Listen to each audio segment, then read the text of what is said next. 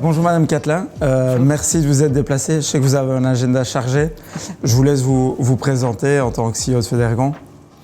Eh bien oui, je suis Anne Catelin, CEO de Federgon.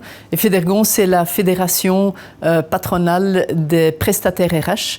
Donc en fait un peu divisé en 10 commissions différentes. L'interim management est une de ces commissions, mais à côté de cela, il y a aussi le travail intérimaire, le outplacement, le project sourcing. Oui, il y a plein d'autres disciplines, mais tout qui font tous partie du monde RH. Comment vous voyez évoluer le marché actuellement? C'est quand même un moment difficile. Je pense que notre gouvernement le sous-estime, que les entreprises ont du mal à tenir le coup et aussi qu'il y a quand même une sorte de frein sur les engagements. D'abord, notre gouvernement devrait donner une sécurité juridique et une stabilité. Donc ça, c'est une chose. Puis ensuite aussi une simplification administrative. Ça, c'est aussi un point très important parce qu'on a beaucoup trop de règles, beaucoup trop de choses à suivre. Allez, un de nos slogans chez Federgon, c'est « Laissez-nous entreprendre ».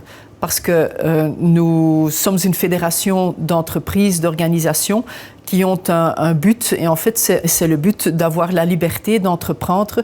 Pensez-vous que c'est une seconde carrière pour les personnes de plus de 50 ans où on dit qu'ils ont des difficultés à trouver un emploi? Là, souvent, ce sont des gens avec déjà une carrière qui arrivent dans ce circuit d'interim management parce qu'ils ont vraiment une expérience à partager avec des entreprises. On ne parle pas d'âge vraiment, mais quand même des personnes avec une expérience, une certaine maturité pour reprendre ce rôle quand même très important, souvent à la tête d'une entreprise. Interim management, pour nous, c'est vraiment apporter des compétences dans une entreprise, mais pas les compétences d'une seule personne, mais aussi de l'organisation qui représente, où il y a aussi des spécialistes derrière pour éventuellement discuter de certains problèmes qu'ils rencontrent lors d'une mission. Quand on compare aussi, par exemple, avec la France, l'Allemagne, l'interim manager est vraiment très bien vu et peut-être une fonction avec plus de prestige encore qu'en Belgique. C'est vrai. Donc, on aimerait en fait restaurer ce prestige parce qu'on doit être fier d'être interim manager et de pouvoir aider des entreprises avec des projets difficiles. Et si vous donnez un conseil aux recruteurs qui regardent aujourd'hui sur le S de ESG, ce serait quoi comme conseil? Qu'avec ce ESG, surtout avec le social et le government, c'est le moment de réfléchir sur une structure, sur une organisation. Un employeur doit être créatif et être ouvert, et ouvert à d'autres candidats qu'il faut peut-être encore former en partie. Allez, à ce moment-là, la personne en question sera beaucoup plus motivée parce qu'il a reçu ou elle a reçu une formation, etc.